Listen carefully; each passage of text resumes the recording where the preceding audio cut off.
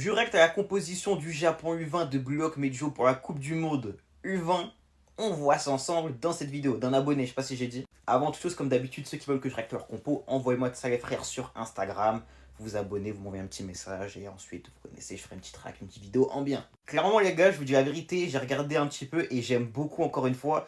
T'as pas forcément l'habitude de voir cette compo et franchement je trouve qu'elle passe assez bien en réalité. Bon, comme d'habitude, 4-3-3 les gars, on part avec un Gagamaru dans les cages titulaires, il n'y a aucun débat là-dessus. Une charnière Aiku Aryu, bon c'est globalement celle qui ressemble, excusez-moi. On voit qu'il a mis en sub Nico et Tokimitsu. Et je suis assez accordé, Tokimitsu pourrait vraiment être bon en défense. À droite, on a Shigiri titulaire, plutôt à gauche pour ma part, plutôt à gauche titulaire Shigiri.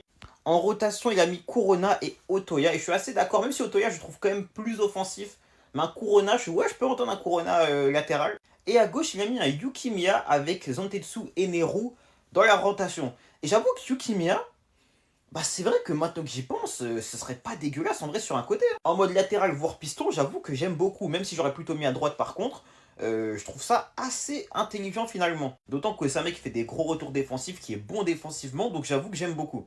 Karasu en 6 avec Ryo et Raishi. Pour moi, Ryo c'est un peu plus haut, c'est plus à 8, c'est un box-to-box. Mais avec un Raishi juste derrière, moi j'aime beaucoup. Quand il faut gérer et contrôler le milieu de terrain, un Karasu sera meilleur dans ce genre de match. Par contre, dans les matchs, il faudra un 6 qui a vraiment un gros volume de jeu, un gros physique, un gros coffre, tu vois. Pour un marquage individuel, un Raishi sera clairement meilleur. Et nos deux relieurs sont donc Iori et Sae. C'est peut-être trop offensif. Ce serait peut-être mieux un Reo pour équilibrer vu que Iori est très très offensif, idem pour Sae. Peut-être qu'Areo serait peut-être meilleur pour gérer tu vois, ce milieu de terrain. Malgré tout, j'aime beaucoup l'association parce que clairement là, t'as deux bowlers, t'as deux vrais bowlers, t'as vu. Par contre, Nagi Bashira, je suis pas d'accord. Pour moi, ni Nagi ni Bashira peut jouer au mitard. Donc ça, je suis pas du tout corda. On rentre dans le vif du sujet avec un Izagi en faux 9, numéro 10 faux 9. Et là, j'apprécie énormément. Souvent, on voit des Izagi relayeurs, on voit des Izagi sur des côtés. Pour moi, ça, c'est son bon poste. Il faut qu'il joue faux numéro 9.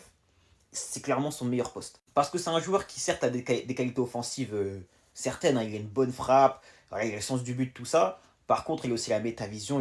Il sait se connecter avec ses partenaires et clairement trouver des bons angles de passe.